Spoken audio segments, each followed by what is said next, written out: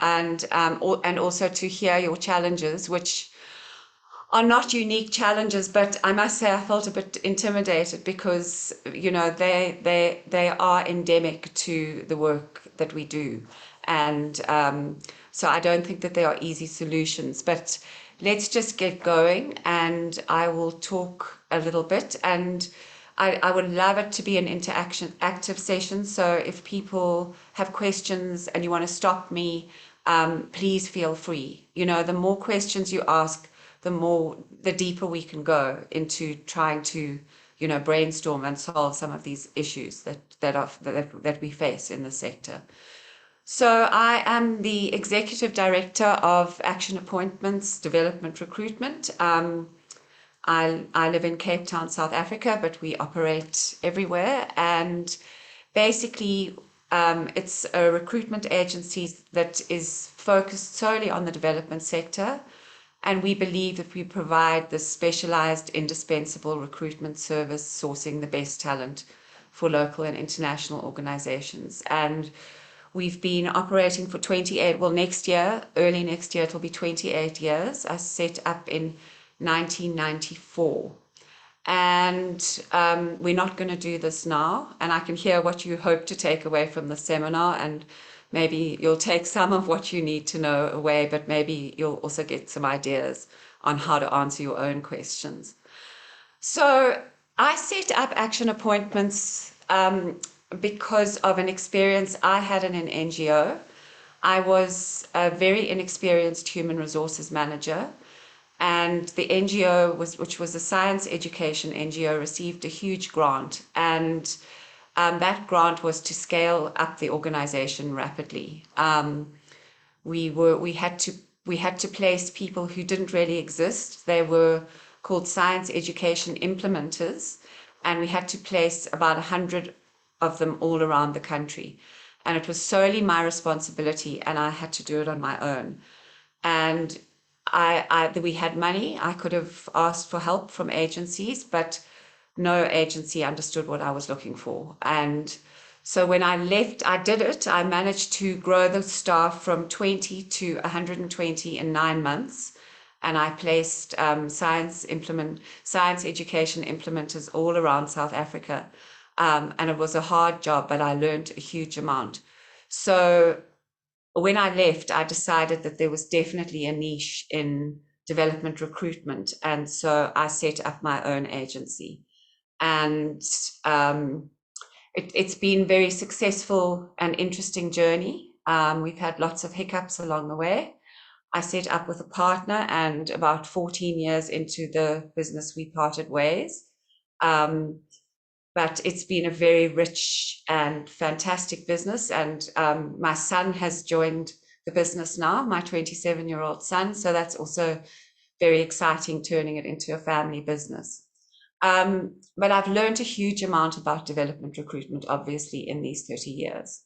And a lot of what you say, I'm incredibly aware of, and there are many, many challenges in this sector. So it's critical to find the right staff. I mean, you've all already said that. And in some instances, with the kind of services, the crucial, critical services that development organizations offer, it can even mean life or death for loads of beneficiaries if you don't find the right person. So that puts a lot of pressure on recruitment. And as you've all said, there's a limited talent pool, but salaries are much lower in the sector than any of the other sectors. In South Africa, in particular, this sector grew out of an activist sector because we were fighting apartheid for many years. And so a lot of organizations sprung out of that, and people were expected, and they were so passionate and felt so strongly about the cause that they were willing to accept much lower salaries. And that's never really changed. But I think that's a universal thing. I think this is the sector that attracts activists, people who are very passionate about what they do, and that maybe for them salary isn't everything. So people get away with paying much lower salaries, and trying to change that is very hard. Also, obviously, because there's no income generated, so a lot of the time, so you're relying on donor funding. And then we're always looking for unique skill sets that often don't exist or, exist in a couple of individuals.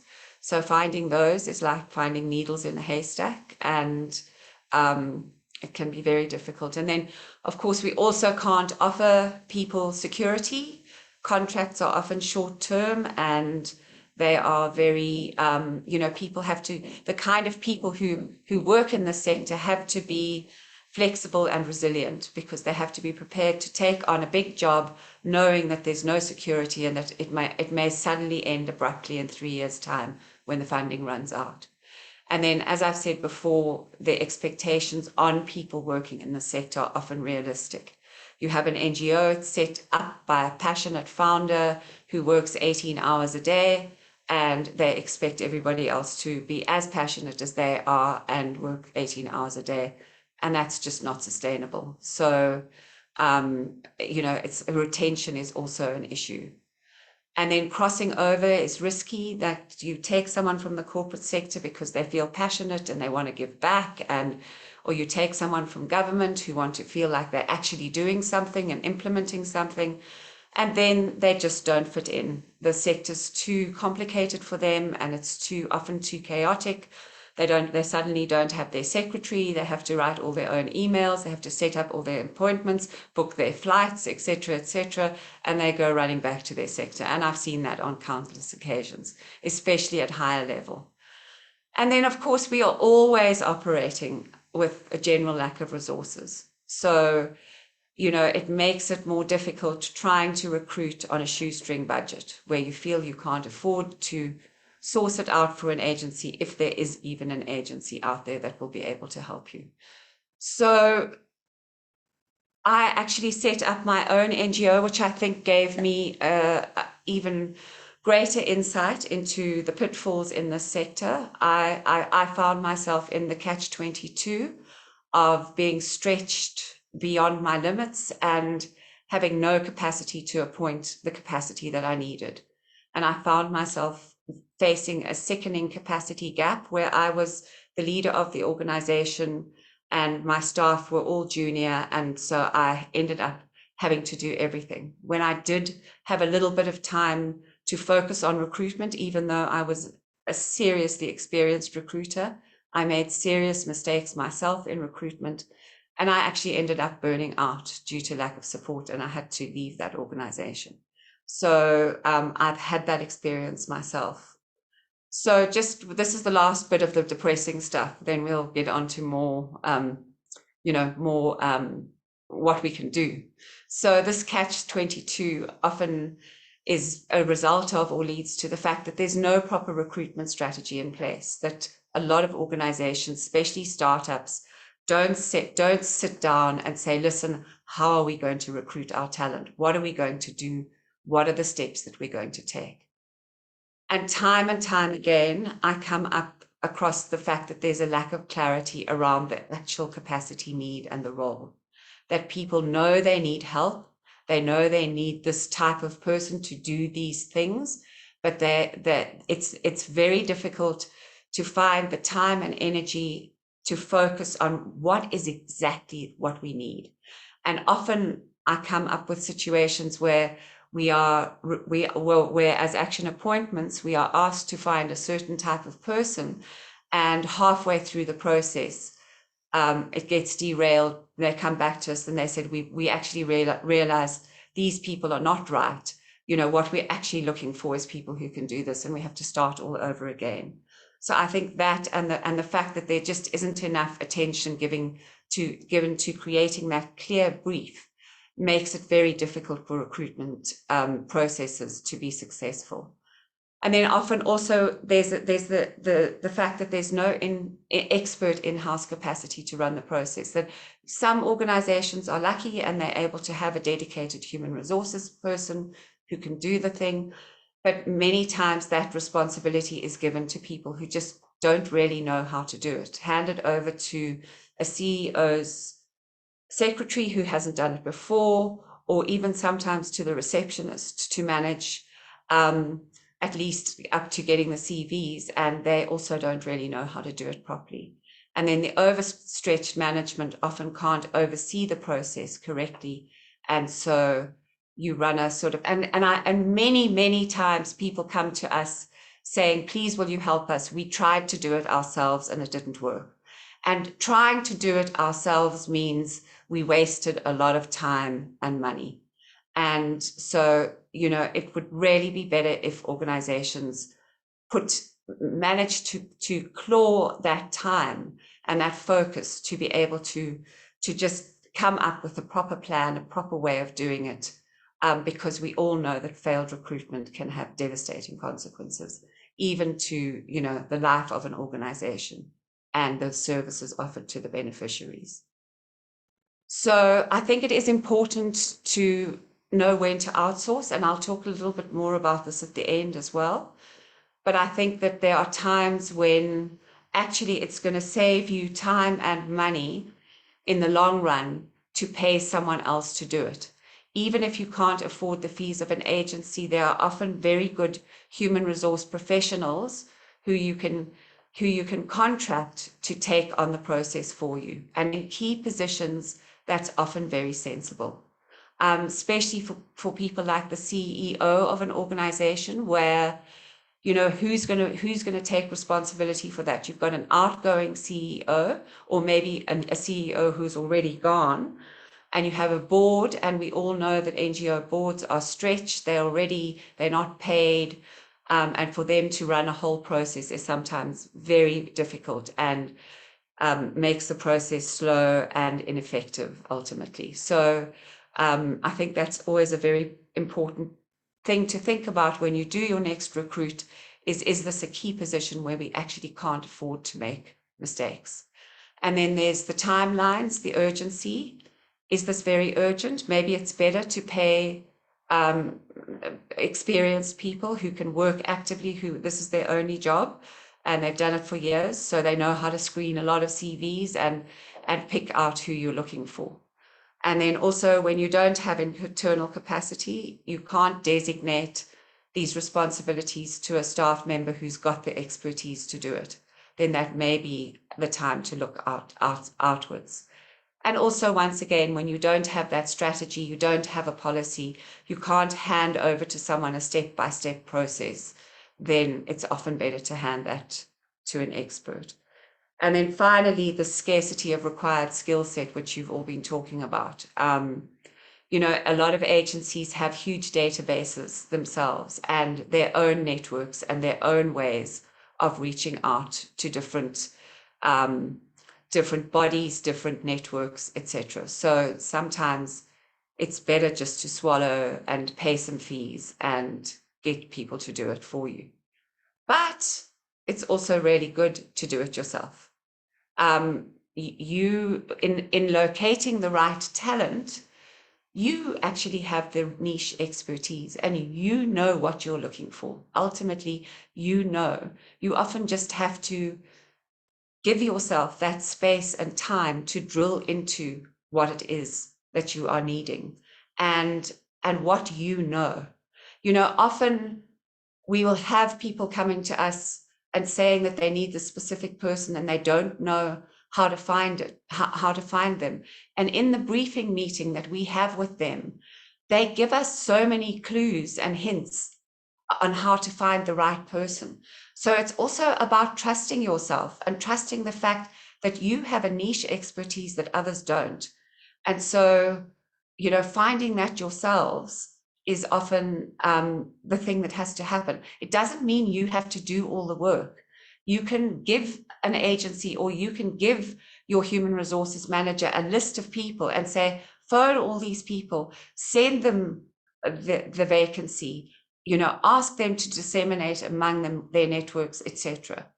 So you need to use this expertise to guide whoever's running the process, whether it be internal or external.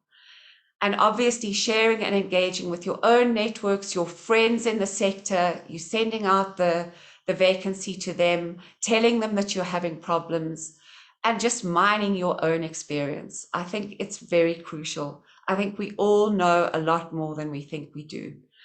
And things to ask yourself about locating the right talent is, where might this person have worked before?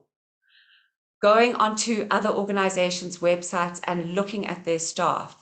And even if you can't poach someone from another organization, there's nothing wrong with contacting the head of that organization and say, hey, we're looking for someone who's very similar to so-and-so who's working for you. We're not going to poach them, obviously, because we collaborate with you, but do you have any ideas? And briefing meetings with the relevant managers, so whoever's going to be managing that post, are also vital. And if you do outsource to an agency and they don't request a detailed briefing meeting, I promise you they're not the right agency. So I'm wondering if anyone has any questions at this point. Anybody?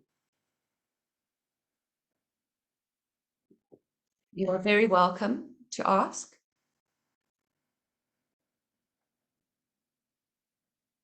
Okay, I'm just going to keep going then. So let's look at the steps to a successful recruitment process. First of all, there is that strategic oversight. So looking at what the organization as a whole needs. What are your capacity gaps, and how can you fill those capacity gaps with one person? Is it possible? And strategically, have you really looked at where this person's going to fit in, what they're going to do? Then the budget and the costing is also incredibly important. Because this is something that has also happened with us many times, that people come to us, they want this kind of person, they've got this much money for them. And then we start the recruitment process and we start realizing that the skill set that they want is going to cost way more than they have budgeted. And so we have to come back to them and say, if you want someone who can do, project development, training, whatever it is, all these different things, it's going to cost you more. And then that can often lead to a failed recruitment because they have to go back, they have to talk to the board, they have to maybe raise more funds for that person, etc. So I think it's very important to have that in line and to realize that this capacity that you are seeking is going to cost what you need to know. And then another important point is looking at the role definition within the organizational structure. Where is this person in the organogram? Who are they going to be reporting to? And who is going to be reporting to them? And also getting, having team conversations about the recruitment before it begins. What are we looking for here? Talking to the people who will be reporting to the person. What do you think this manager needs to have? Talking to the manager who's going to be managing this person. There have to be as many people as involved in the role definition, the better. And then, of course, the capacity to engage with the candidate pool. Who's going to take responsibility for that? Do they have the time? Do they have the focus? Are they going to be able to do it? Have they done it before? All those things, I think, are very important when you're embarking on a recruitment process. So, and can I just say that if people have questions, please say hello or excuse me or whatever, just so that I don't rattle on through all these steps without any questions. So here, I think, yes, Joel, hi. I just want to reassure you, at least from my perspective, we're listening very closely, and you're stimulating conversations that I'm having with Julia sort of on the side about our current recruitment challenges. So even though we're not engaging directly with you, you're having a big impact on us. So just want to let you know that. Sweet, Joel. Thank you very much. That's very empathetic of you, and I absolutely appreciate it. Thank you. It's very weird when you're just talking into a sort of a vacuum. So thanks. So the key elements for an internal process. So it's budget sign-off and absolute clarity for management on the role. And I know that I've gone on about it but I cannot tell you how crucial it is and how often a whole process is derailed because that hasn't happened. And then that clear understanding of the team requirements and the stuff that is not on paper. So where would this person have worked? What qualities will this person have that will make them fit into this team? And there you've got to really be honest, have we got 5 men in this team? And do we really need a woman in this team? Is that going to complete the team? And, often it's like in South Africa, we're not allowed to say that. We're not allowed to say, we must have a Black African in our team, right? But we know that we know our team needs balance. It needs to be more diverse. So at least having that in front of mind when you're screening CVs is something that you've got to do, will there be someone who needs to have a really good sense of humor? That's something that you can look out for in an interview. Just really digging deeply into what is this person that you're looking for, because this is a relationship that you're building for a long time. And in a place like South Africa, where if we make a mistake in an NGO, it is our labor laws are so strict, and I don't know what they're like in other countries. I think in other countries, people can just, I know that in the UK and the US, you can just call people in and have a serious talk and say it's not working and they should pack up their boxes. But it doesn't happen like that in South Africa. So it's made it even more important for these processes to be very deeply thought about before they're embarked on. And then drawing up a job description beforehand. I cannot tell you how many times people will phone us and say, can you find us a chief operating officer? And I'll say, yes, certainly. And can you please send us the job description? And then they say things like, yeah, we're still working on that. So, we get it down the line. And they even will say things like, could you draw that up for us? And we often do help our clients draw up the job descriptions. And we often go through the budget sign off and the understanding of team requirements with them. But if you're doing it on your own, then you need to do that properly. And drawing up the advert, I'm going to talk more about adverts, but drawing up an advert, is there someone who's going to take responsibility for that and make it snappy and make it exciting and interesting? And do you have an advertising and networking strategy? Do you headhunt? Because often what organizations do is they just post it on their website and on big general jobs boards, and then they either get completely inundated by thousands of inappropriate CVs, or they don't get any response. And then, that's a disaster. So you've got to have a strategy about how you're going to do this. And the more focused you are, but the more you spread a wide net, the better. And I'll talk about that some more. And then this responsible person or the team with the internal recruitment expertise and the capacity and ability to manage the process is incredibly important. Because often what happens is that a dedicated person doesn't take it on, and you've got a few busy managers trying to cope with it with the help of an admin person, and the buck gets passed around. So there needs, for every recruitment process, I believe there needs to be a point person, someone who is going to see the process through from start to finish, someone who fully understands the brief, so fully understands what you are looking for, and who can handle the applications, because it can be a complicated process, especially if the applications are coming in from lots of different sources. Maybe some are coming in through managers receiving, referrals from their friends and their friends in the sector. And then there's also responses to an ad that are going to another mailbox. And there are people who need to be followed up, etc. So someone needs to take that on and make sure that all those applications are brought into one place.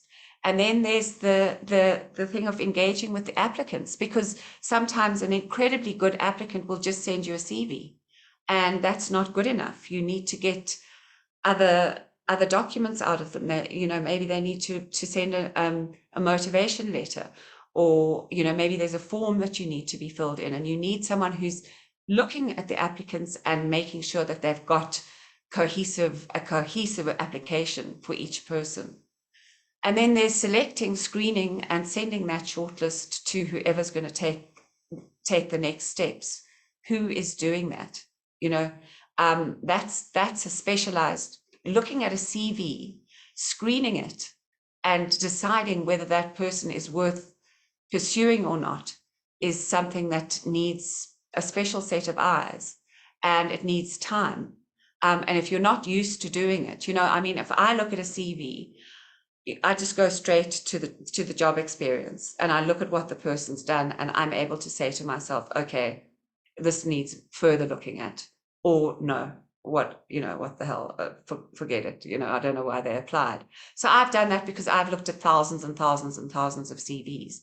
But for people who haven't done that, and who slowly scrutinize CVs, not really knowing what to look for, and I will talk a little bit and give you hints around that later on. And also, I didn't mention, I've also done a little step-by-step manual, which you're all going to get. And it's basically a series of questions.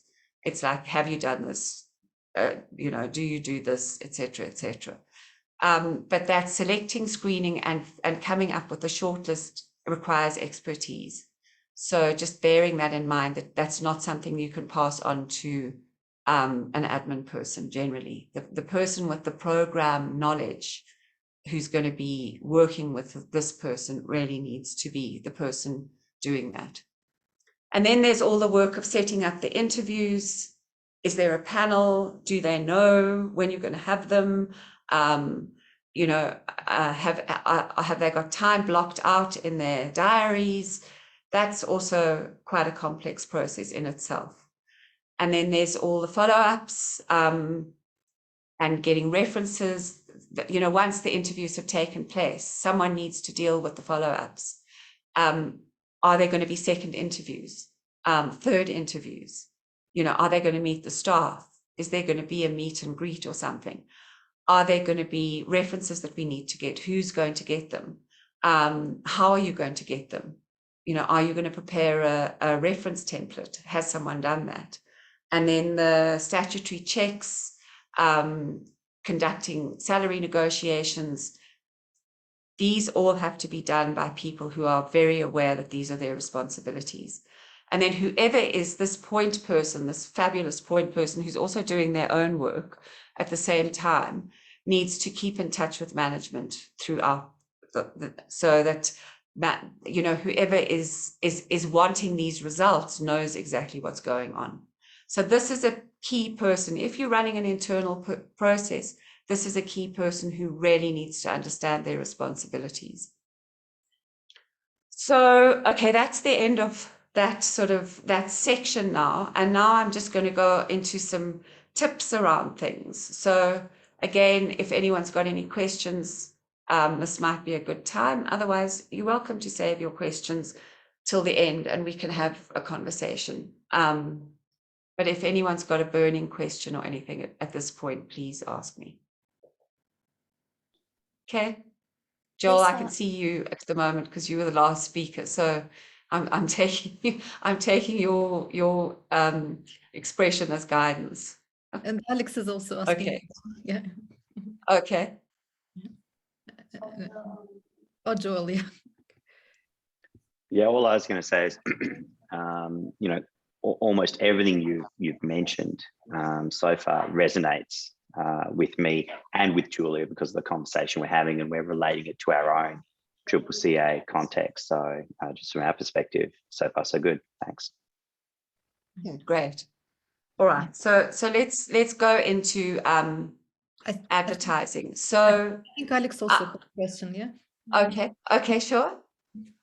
Lisa, I don't know if you can answer this. I'm just thinking, so if you're not such a large organization, but you're basically a very small group, so in our organization, 4 people that are working across multiple countries, is there differences in these processes? I mean, even us, we're still, because we're new, we're still kind of refining who's doing what and our own roles and responsibilities. Is there, so when you're actually doing that internally, is there a different process if it's like a lot of jobs handled by a small, very small pool of people, but also thinking about what you want to be doing in that for, and then later on what you want to be recruiting for? It's kind of a bit broad, I know. No, it's a good question, and I think the answer is yes. I think the bottom line is that no matter what you're recruiting for, no matter if it's one person or it's 100 people, there's still a series of very big, in fact, even especially when you're recruiting in a small team, it's very easy to drop the ball between each other, so maybe as a team you're taking on the process, but I think that keeping those steps in mind and working through a step-by-step process and making sure that because you've still got to advertise, you've still got to network, you've still got to receive the applications, you've still got to deal with them. I mean, you'll be lucky and you won't be dealing with 1,000, but you've still got to look at each one. And I can tell you from running so many processes myself, it's very easy to lose a very key applicant, just because they fall through the cracks. You think Alex has got it, but then so-and-so thought they had it, and suddenly they don't appear on the interview list and you all forget about them until the end. So, I think that it's never too early to create a strategy and to be aware of the steps when you are going through this process, because to me, it's a process that, it's often on someone's job description. It's like run the recruitment process, but actually the more you dive into it, the more you realize how easy it is for it to go wrong on so many levels. And so giving yourselves that time and that space just to really drill into, hey, what is it that we're doing and how are we going to do it? Does that answer your question, sort of? Yeah, that's Okay, good. great. Thanks so much, Lisa. Great, thanks. I'll leave, but I Okay. have to go. I'm so sorry, I've got uni, but I will listen to the rest of this later on. It's fine. It was lovely to have you. Thanks, everyone. I'll see you later. Take care. Bye. Okay, so shall I talk about advertising now? So I think one of the big mistakes that people make when they draw up adverts is that they put too much information into the advert. And remember, you're trying to attract someone because of who they are and what they can do, not what they're going to be doing. And so you want to write an advert so that the person looking for the job recognizes themselves in that advert. So I tend to put very little about what the person is going to be doing in the ad. And I make the job description available. So at Action Appointments, what we do is we write an ad that is a shortened version of the job description, and we just focus on maybe the 4 or 5 key performance areas, and then our focus is on who we're looking for. So what did you do before? So what experience have you had? What skills do you have to have? All those things, what we are looking for. And because when people are looking for job ads, you want them to think to themselves, oh, look at that, I could do that. That's who I am. And then you want them to dig deeper. You want them to contact you and say, hey, please send me the job description. So you could put something like job description available for interested candidates, and then so that you catch their interest, and you don't put this huge, boring, daunting, long list of they're going to be doing this and this and this and this and this. That's honestly not interesting for people who are searching. People have got short concentration, ability. They're just screening, and you want to catch their eye. So you want them to see themselves in the ad. You want them to see themselves reflected in the ad. And then, of course, you want them to be attracted to the organization. So say something very exciting about your organization in the first few lines. And it can be your mission statement. It can be, who you are, what you're trying to do. So that, because you want them to also be trying to do what you want to be doing. And I'm going to talk about that more. But you want their why to be the same as your why.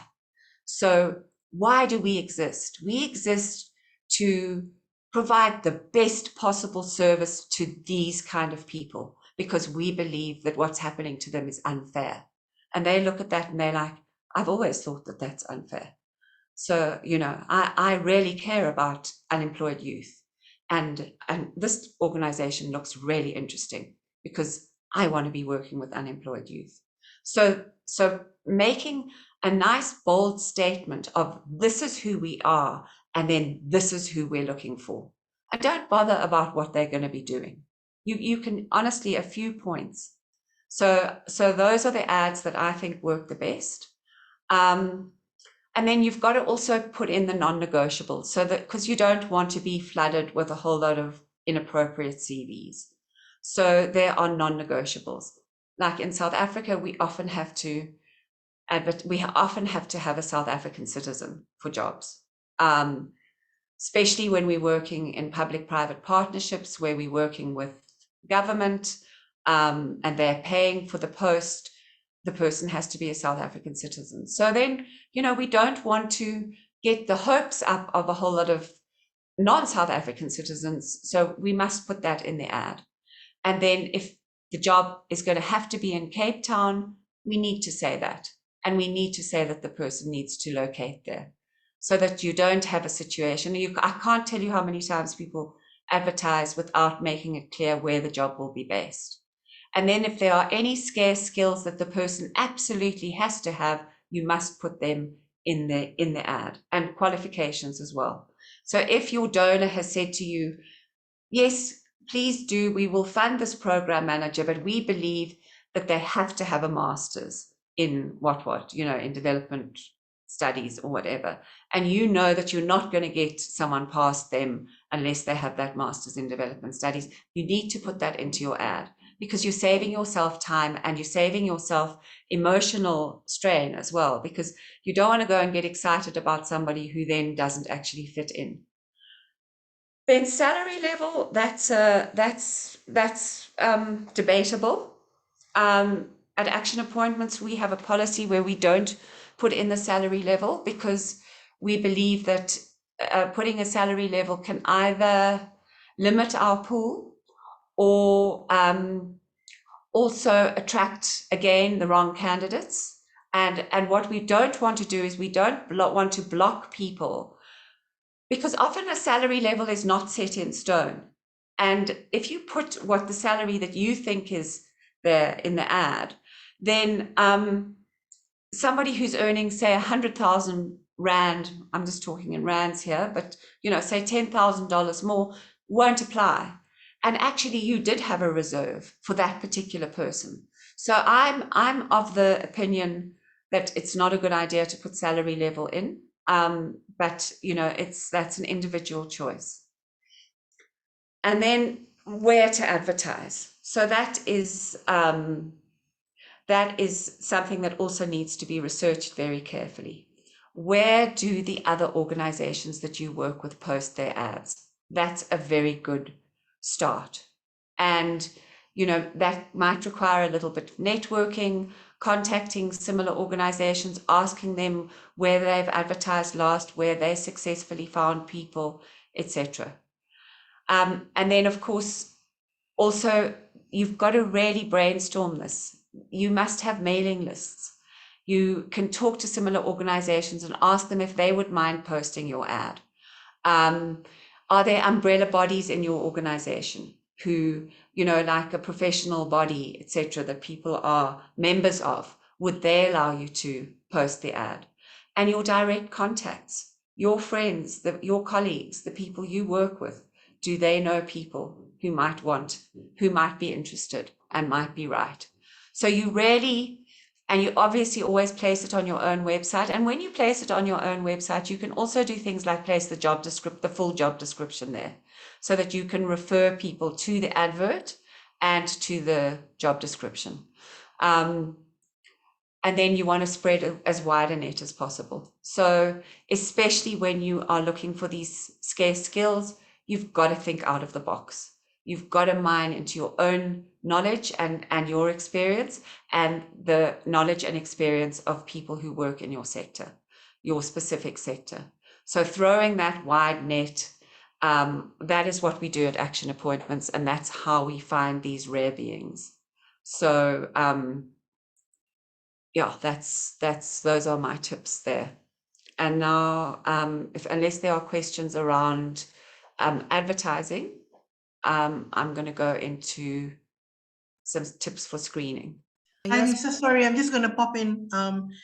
So I'm just going through what you suggested, and I think first of all, for my organization, we're already doing a lot of that. Unfortunately, I don't know whether this is a cultural issue on this side. Even when we do specify the non-negotiables, people will still flood us with applications. And so I think recently we put up an advert for our Singapore office, and we made it very clear that you had to be a Singapore citizen, because it's a requirement of the grant that we have in Singapore. I think I was still sieving through CVs of people who weren't citizens, but who I think wanted, I mean, for want of a better word to describe it, wanted to just try their luck, and that was just, and that was sort of I think the least contentious of requirements. We did say that we need you to have this, this type of experience and this and that, but we still got inundated with what I would call white noise. And how else do we do this so that we minimize that? I think, I was seeing only perhaps one relevant CV out of every 5 that we were getting. Oh, well, exactly, Yasmin. I mean, I think that is an issue, and that's why these are just, these are attempts to try and at least screen out the inappropriate people. And I agree with you. I mean, it's the same in South Africa. We have a 35% unemployment rate. So people are desperate for work. And I think they're just, I cannot tell you how many, if we advertise, say, a specialized administrator, we may get 1,000 applications. And, luckily we're experts, so we can sift through very quickly. But for somebody who's working in a program, that's a disaster. So I think there are things that you can do. I think that you can maybe have a form that you place on your website. It depends on what the urgency as well. And you see, you're in that catch-22 of not wanting to put off potential talent, that rare potential talent, by making the process too onerous for them. So you could do things like send out a form. At Action Appointments, let me give you an example. So we have a candidate form, and most people, so when we advertise a job, we say, please send a motivation letter stating why you want to work for this organization, and send us your CV, and please complete our bio form. And on the bio form, we ask for a whole lot of information.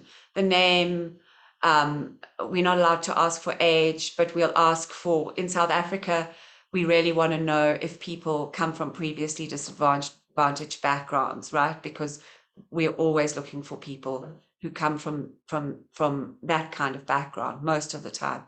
What was your last salary level, etc. And so we have the luxury of being able to ask all those questions. And one of those questions is your status, your citizen status. So that if people would fill that in, that would help us.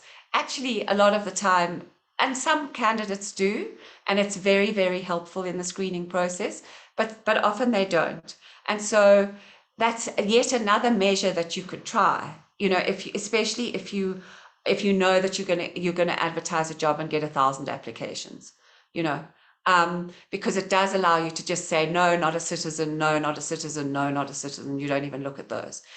And then sorry for those people who actually had to fill in that form, you know, but it means that they didn't read the advert properly either.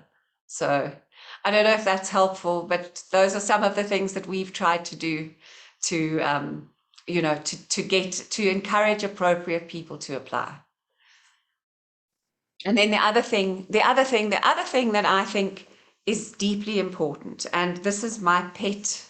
I can't remember if I've talked about it in this presentation, but it will be in the manual that you're going to get. Is why has this person advertised? Why is this person applying? Because that question forces people to say, because I love what you do and because I've got what you're asking for. And so a motivation letter where the person is instructed to say why they are applying for this job could also be another tool that you could use. Does that make sense? So, I mean, people often just don't write motivation letters and they often just send one CV in a PDF format and that's it. And unfortunately, you often can't risk not looking at those. So, you know, it is difficult, but these are all measures that we've put in place just to try and focus people's minds when they apply. Okay, Thanks, I can thanks, see Rita. chats, but Anna, are you keeping an eye on them? Yeah. Where people are jumping and out Yes. and in and stuff. Yes, I'm monitoring the chat. I think Yasmin Thank you. wants to ask something. Or she's Yes, sure. yeah. But something. Yeah. No, sure. no, I'm carry on. Yeah. Okay. Thank you. Okay. So here are some tips for screening. And I think one of the most important things is first deciding on what the non-negotiable requirements are. So what is the limit of experience? What is the lower limit of experience that this person must have? So where should they have worked? What kind of organizations should they have worked? And how long should they have worked there? How much experience must they have? Must they have 5 years of experience? Must they have 15 years of experience in this particular field? And I think it's very important to have that, because often you look at a CV and it's very exciting. You can see that this person has done exactly what you're looking for, but then you can see that they've done it for 6 months, right? So yes, that's very exciting. And maybe they could go for a junior post in your organization, but the fact is they don't have the gravitas that you're looking for. So I think being very clear on how much experience they need to have had is very important. Because otherwise you're just going to get disappointed in an interview when you find out how little they know, actually, right? And then there's the qualifications. So how critical are the qualifications that you require for this job? Is there leeway? Often in our sector, particularly, people have experience in lieu of qualifications. So you will find that people have got so much experience, but they actually never got that BA. And you've said entry, you know, they must have a 3-year degree, but actually this person has worked for 20 years doing the work that you need them to do. So you need to be flexible and clear about how critical that qualification is when you're screening, because it's a useful tool. If they don't have that master's in development studies that they must have, then you can chuck out those candidates, right?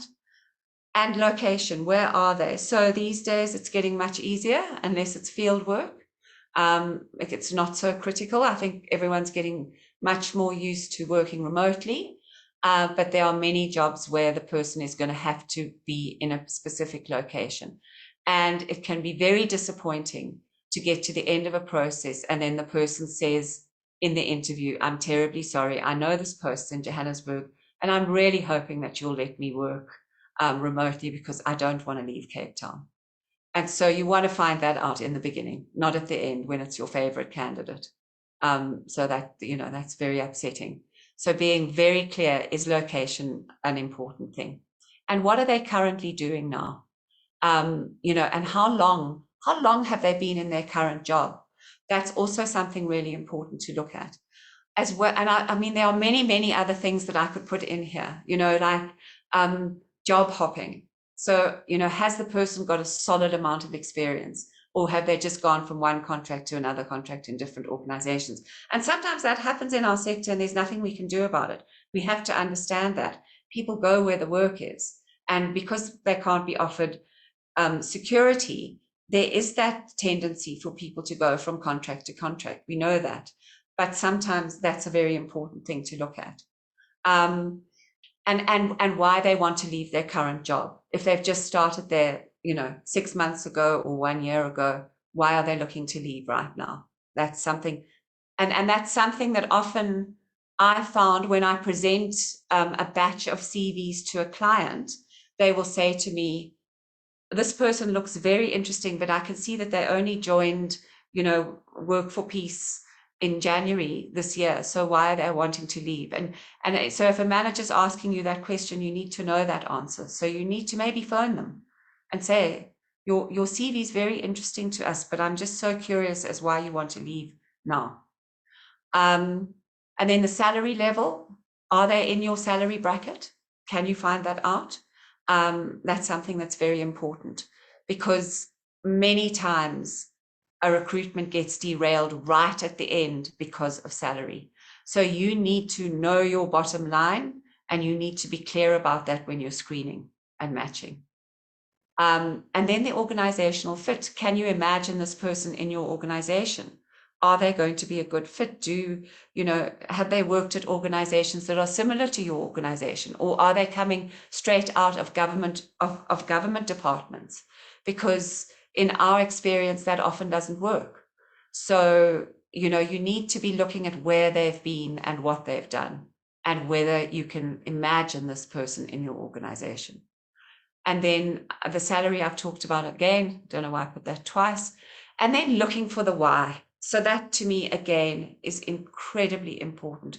Why would this person want to work at your organization? What is it in their history that aligns with what you do?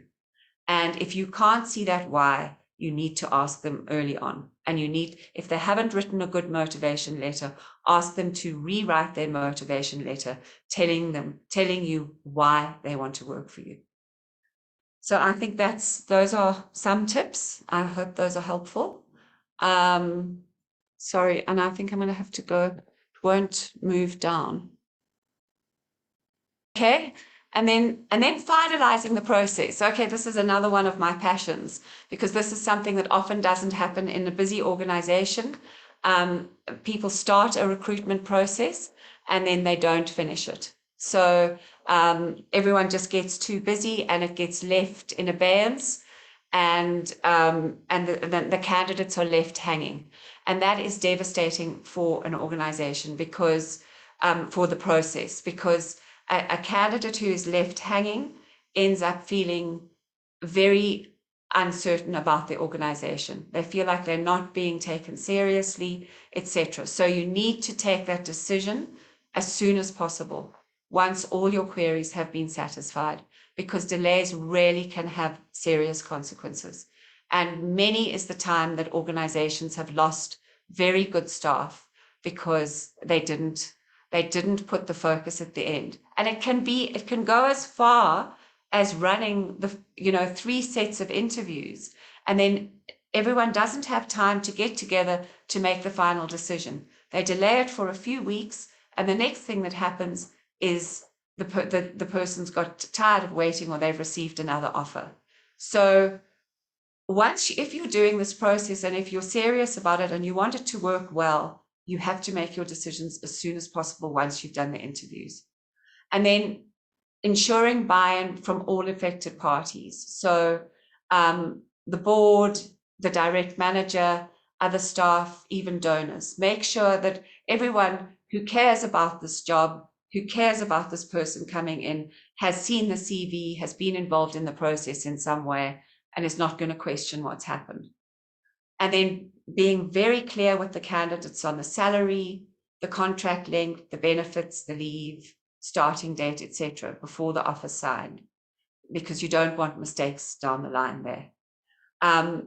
It's very important, I believe, to regret unsuccessful candidates, and at Action Appointments, we do send regrets to every single candidate who applies for a job, but we're an agency, and so it's in our interests to be kind to our candidates. And we understand that organizations sometimes just can't do that because they don't have the capacity, but it is very important for the reputation of your organization to regret people who you've interviewed. And to thank them very much for coming and tell them that they're unsuccessful, etc. So, you know, I know that sounds very basic, but actually it's something that doesn't often happen. And then, of course, the orientation. And I do talk about the orientation.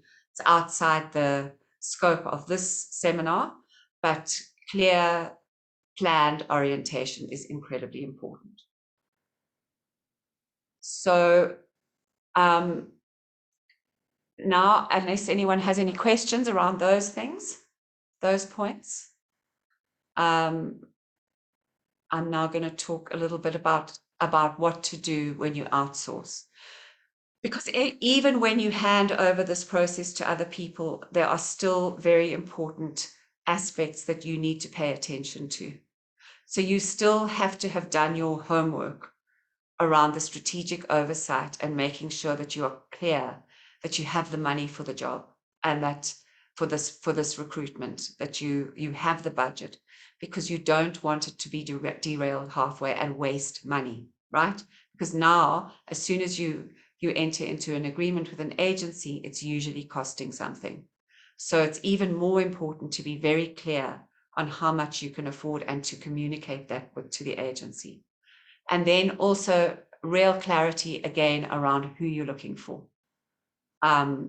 Before you start, before you hand this over. And you need to have had some engagement with the candidate pool. So before you start the process, you reach out to other people in the sector, just to make sure that you are focused and that you are looking for the right person. So I think this is homework that is really worth doing well before you contract any agency. And then, so choosing an agency, and really, you know, a lot of time organizations can do this work themselves, but as I've said before, there are times when choosing an agency is actually the most cost-effective way of managing it. So choosing agencies who have strategic oversight and experience of the candidate pool is incredibly important. You're not going to go to a mainstream agency to find a project coordinator for a very specific gender-based violence project, right? Because they won't have those people. They haven't worked in that sector. They must have experience in your sector, and if they don't, they very likely are not the best option. And what fees are they charging? Oh, okay, Julia has a raised hand. Anna. Hi, Yeah. Julia. Hi, I have a question.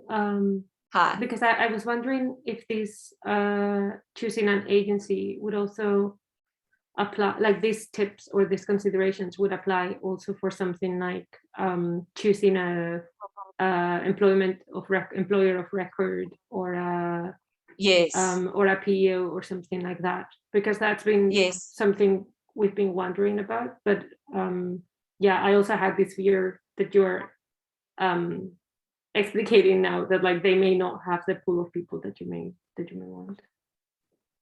I think it's very important. So are you talking about contracting someone to run the process for you, like an expert, you know, a human resources, someone, yeah. So we've looked at employment of records, as some employer of records, as someone that would be the official employer for you, but a lot of these organizations would actually also recruit for you in the sense of looking for a candidate for you if you were looking for a particular expertise and not just sort of do the paperwork for you. So yeah, I was wondering if, you know, even for either design the compensation and benefits package that would be offered to people in a particular country, or to recruit someone, if you would want that sort of expertise in or previous experience in your particular sector, so that you know that what people are getting offered you know, aligns with what is common in like that area, but also that they would have the pool of talent that that you need. Yeah, I think that's an incredibly important consideration. And I know that I haven't answered your question about the compensation, and that's because it's slightly out of the brief of this seminar. But I agree with you completely that you should not contract anyone who hasn't worked in the sector and who hasn't. I would like to, if you are appointing someone who's going to help you do that very complex process that you're talking about, because it's very tricky and it can lead to a lot of drama, as I believe you've already experienced a little bit of, they must have done it before, and they must understand how to, you know, we have it a lot in Africa. So there are international organizations who come in and they bring in international staff and they pay them at a certain level. And then they appoint local staff and they pay them at another level. And that has to be managed so incredibly carefully and tactfully. And you need an expert to do that. And to get someone from the corporate sector to manage that, I don't believe it would work. I think they must have worked in our sector. They must understand the development sector, and they must understand this issue, because it's a very niche issue. So, and it's exactly the same with the recruitment. When I said choosing an agency, what I really should have said was choosing an agency or a consultant, right? Because we need to know, you need to know all this. They need to know. They have to have this expertise themselves, right?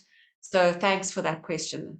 It's great. And I'm sorry that I haven't answered, but you know, that's, I was just thinking about it when you were talking initially. That's actually a seminar on its own, you know, how to manage that.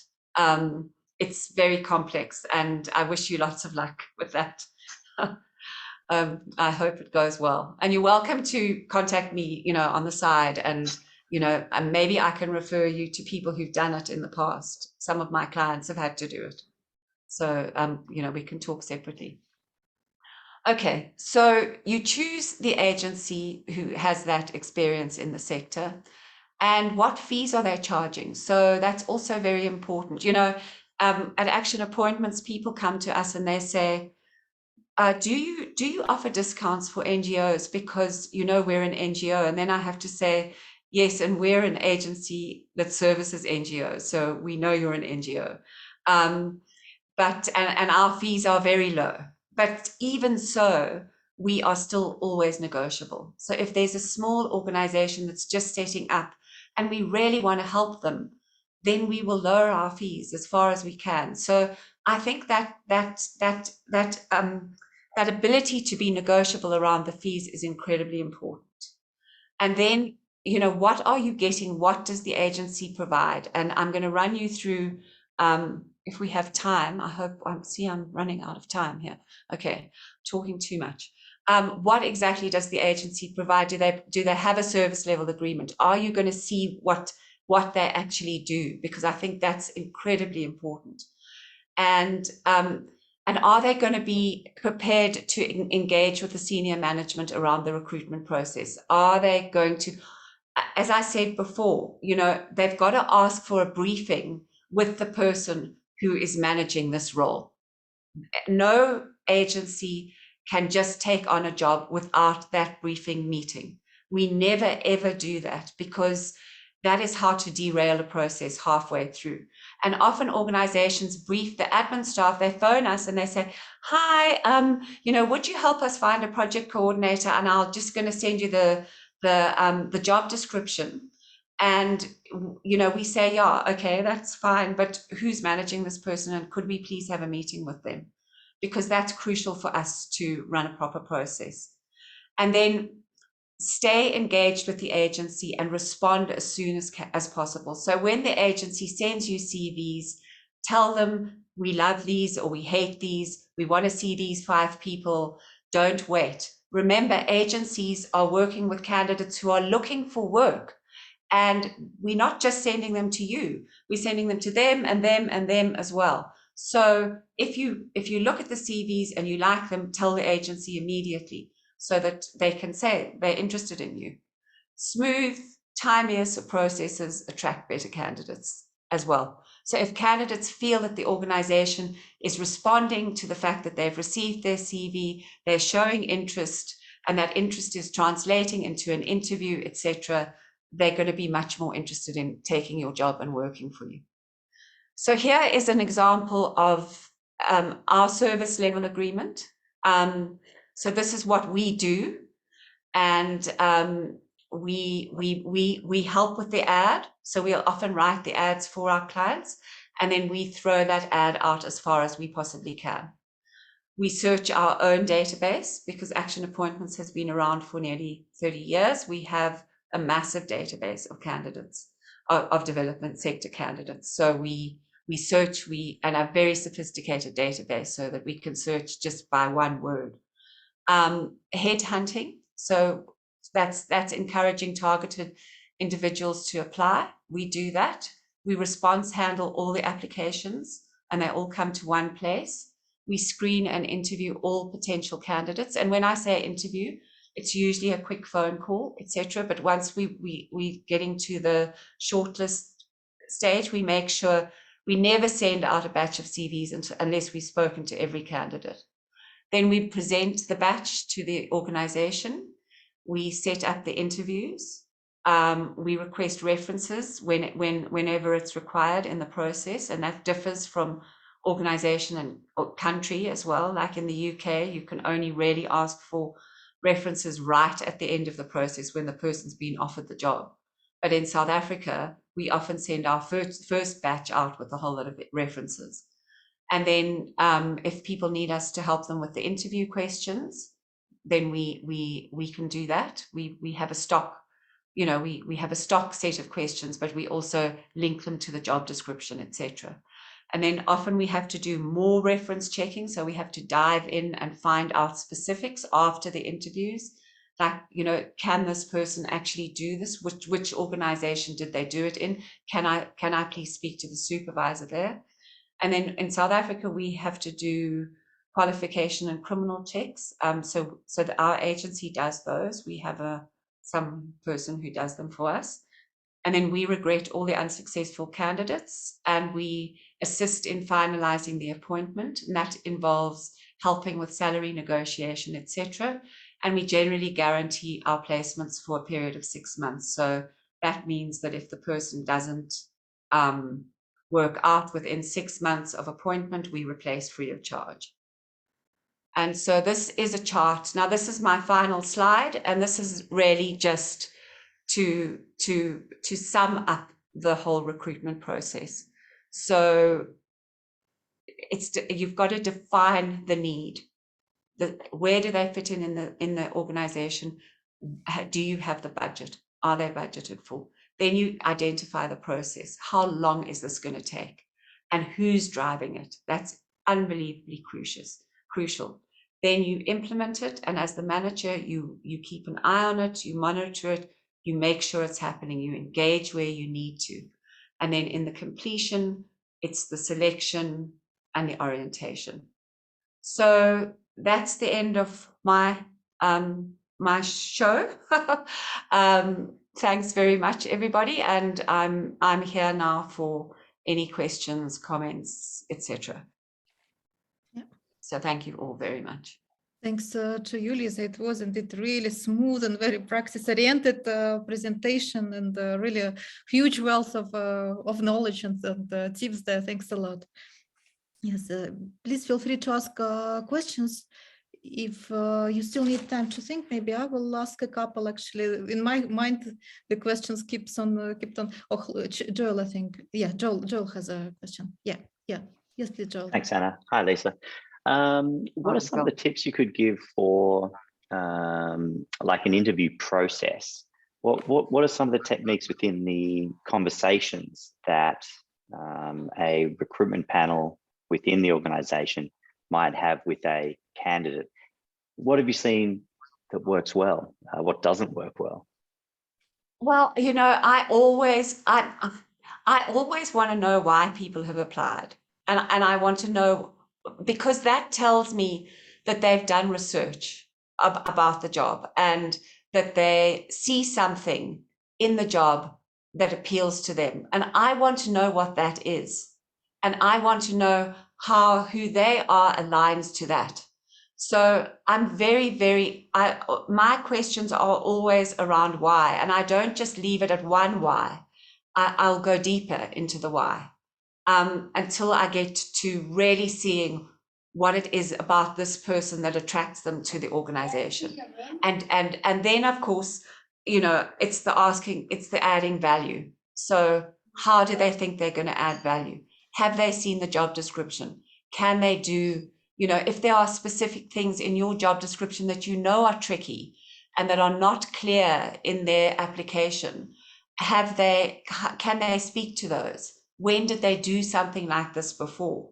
So, you know, and often scenario questions are helpful too. You know, there are thousands and thousands of interview questions, and you know, I sometimes ask difficult questions too. I'll sometimes say things like, what would someone who doesn't like you say about you? You know, I try and throw people a little bit off balance so that they're forced to think a bit, without being unkind, obviously. But yeah, I think, you know, the most important thing is really getting to, you know, is this person really attracted to working for us? And if so, why? And what will they bring? And your questions need to be designed around that. And so when I create questions, interview questions for a client, I sit with the job description and I sit with the organization's website, and I try to work out how to ask questions that will make it very clear that this person is a fit. So I don't know if that's helpful. I mean, I could do a whole thing on interview questions, and I have done in the past. But yeah, that for me, that getting to know that the whys align is one of the most important questions. Okay. Really walking away from that interview knowing full well why that person applied is golden. Thank you, Lisa. Chloe also has a raised hand. Yes, please, Chloe. Yes, it was quite the same questions. Like often for us, when we are looking, when we're asking what kind of motivation do you have, they are always answering because I love what you are doing. It fits to my values and so on. So it's always the same kind of answer. And how can I see what is really true and what is kind of fake, just to save yourself, you know? Yes. So that's a very good question. And I would then ask, I would say, well, what are your values? I would just go deeper. I would get them to, I would say to them, if you were working at this organization, how would you have an opportunity to be aligning your work with your values? I would just keep on taking it deeper so that you get out of that surface response. And just get a better sense of the person. So if they say, because my values are aligned to your values, for me, I would immediately say, what are your values? And what values of yours are aligned? And how has that maybe shown in your previous work, And because people often say, if you ask people why they've left, why they want to leave where they're currently working, that's also a very good question. Why would you want to leave this organization that works in gender-based violence and join our organization that works in gender-based violence? What's the reason? So I think it's always just about interrogating and not just accepting answers on face value. Like if somebody sits there and they say to me, because my values I can see that your values and my values are very aligned, I would really want to know why they think that, Okay. Yeah, got it. Thank you very much. Pleasure. Yeah, any more questions? Yeah, maybe I will ask a couple. Not just from the past experience, like on other jobs, I noticed that apart from professional aspects, there is also like a personal ability to feed the team, which can be a kind of an issue in practice. Is there a way to check that during the recruitment process, or that can be seen only once the person joins the team? Or maybe there are some tips, or kind of, is it possible to handle that like before the person is already hired? That's a really great question, Anna. And some of our organizations that we work with do that. So, and you know, it's a fine line between giving junior staff too much power, right? I've just had a situation with an organization where the staff actually didn't want the person. The staff were given the opportunity. The staff are unionized, and they insisted on being involved in the process. And then they didn't want the person that the board had selected to have the job. And they, you know, so the whole process got derailed, actually. So you've got to be careful. But I do think that there's nothing, especially if you, as the manager, are slightly anxious that this person's not going to fit well into the team. I think that before you do the final appointment, it's not unusual to have a meet and greet where, you know, if it's physical, they can come to your office and have a cup of coffee and just chat to the staff.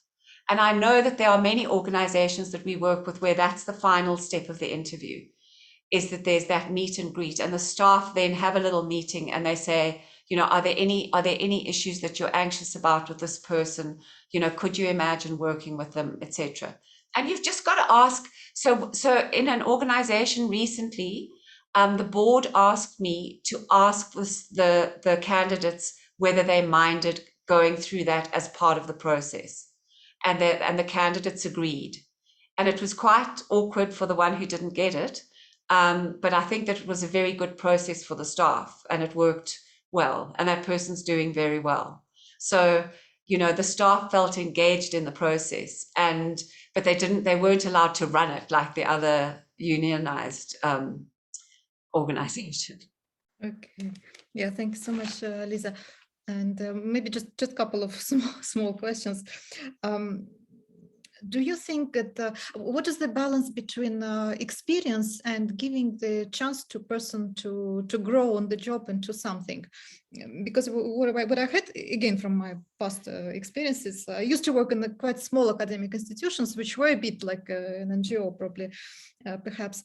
So what I noticed that the most efficient job positions were when we let the people grow into something higher from where they were, rather than just hiring more people who have like perfect fit and they have experience. And so what is this balance between giving people a chance and looking for a perfect fit from position perspective of experience and CV? What would you be advice or tips on that? Yeah, well, I mean, I think that's quite a difficult question because so much of it depends on, you know, what the organization has to deliver. And if these, you know, many of these contracts are time-based, and so delivery has to happen. But I completely hear what you're saying, that how are we going to grow more professionals if we're just filling these jobs with people who can already just walk in and do it? You know, we've got to be growing more professionals. And so I think, you know, you've got to come up with a list of minimal qualifications, and you've got to be open to looking for talent. So, you know, something that a lot of our clients do, actually, because a lot of our clients are very passionate, especially in South Africa. It's very interesting because you've got the old white people like me, okay, who've been working in the sector forever, and we have all the skills, but we know that we have to bring in new diverse staff if we're going to grow our sector and make it representative. So what we do what a lot of the organizations and the directors and the board members do, is that they create tasks for people to do during the interview process. So they'll have to give a presentation, or they'll have to write a fundraising proposal and present it to the panel. And in that way, I think you can see talent in a way that you can't just see it in an interview. So that's actually a really good question, Anna. And I think that's something that organizations need to take very seriously, is there's got to be a way of testing people.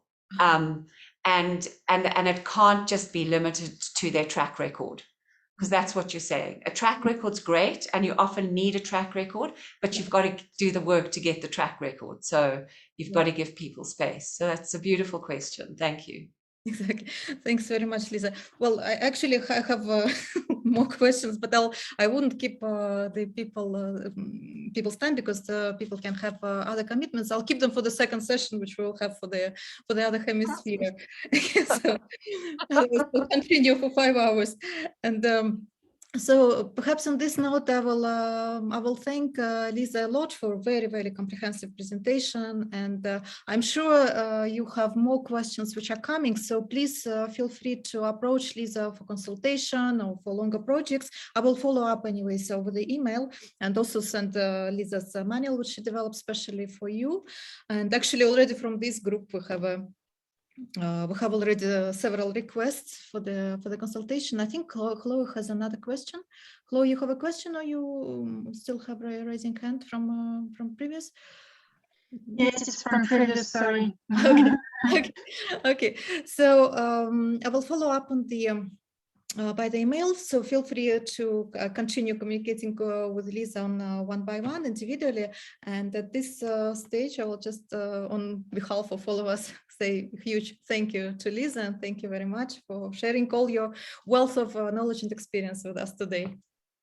Thanks a lot. That's a great pleasure. Thank you, Anna. I really enjoyed myself. It's something that I've wanted to do for a long time. So I'm very grateful to have had the platform to do it.